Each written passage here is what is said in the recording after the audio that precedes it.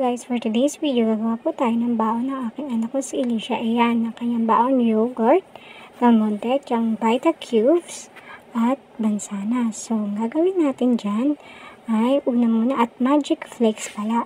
Yan, yan ang pinaka-main na baon niya. So, ilalagay natin sa kanyang baonan. So, tinulungan niya na nga ako. Tingnan mo, kitang-kita ang kanyang kamay. Dahil sabi niya, Mama, tulungan na kita. Ayan, tinulungan niya na nga ako. Siya na nga rin ang camera. Kaya may kutsilyo dyan, guys. Para yun sa apple. Dahil hiwa-hiwain natin.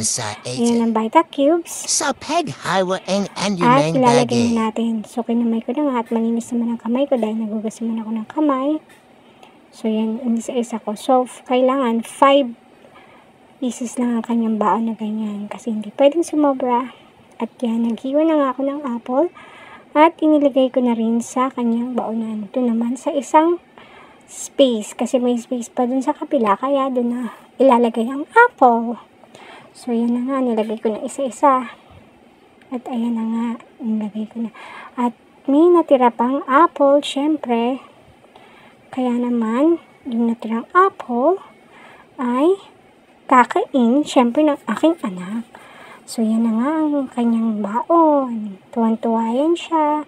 Tuwan-tuwa yan dahil masarap ang baon niya. At delicious at masustansya pa. Ayan na nga siya. Kinain niya na yung tira na apple. At ayan na nga for today's video. Yan ang baon ng aking anak. Yan, tuwan-tuwa siya. Happy!